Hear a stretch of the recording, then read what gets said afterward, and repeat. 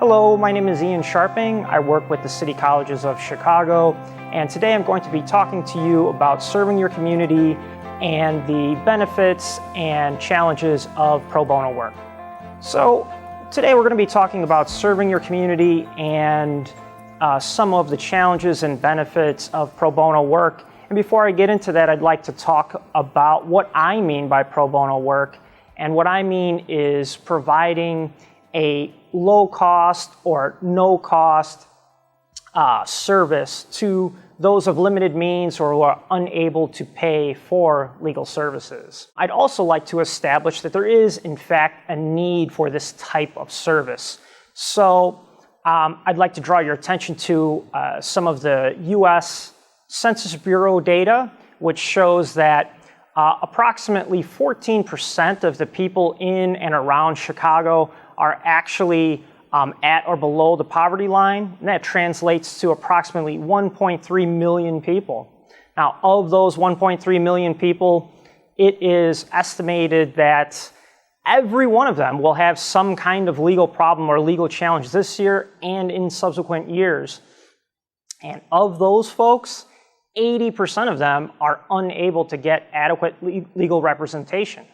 So there's definitely a need just in terms of raw numbers. And for those of you who feel like, well, maybe this is an overall lawyer problem, there just aren't enough, that just doesn't seem to be true. The American Bar Association actually did a survey and a study which showed that there are approximately there's one lawyer available for every 429 people who have adequate means, as opposed to there only being one attorney for every 6,400 individuals who are at or below the poverty line.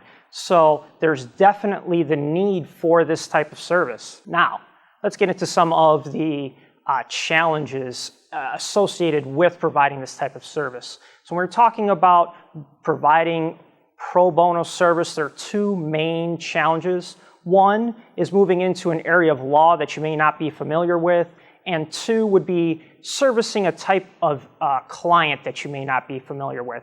So when we're talking about a new area of law, it's going to be similar to the challenges when you first started practicing. It's going to take a little bit longer. You're going to have to do a little bit more research, but that's why there are organizations like the Illinois State Bar Association, which can provide training, as well as other legal aid foundations, which typically have many support services, including formal training and seminars, and then some more informal services such as mentorships. Now, on the flip side, we're talking about the clients and what kinds of challenges you might run into. I'd like to highlight just a few in the interest of time.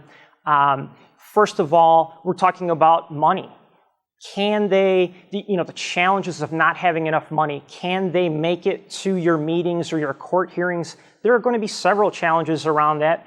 Be aware of those things. And then when we're talking about literacy and familiarity with legal terminology, please make sure to be aware of all of the things that you're talking to your clients about. Make sure that, take the time to make sure that they really understand. I've had clients that actually couldn't read, and it takes a little bit longer. We'd have to go through contracts a few times, legal terminology, all of those types of things. So definitely be aware. Now, let's move on to some of the benefits of providing pro bono work. So there are three main benefits. One is the benefit to the individual you're serving. Two would be benefit to the legal system overall. And three would be some of the benefits to you personally.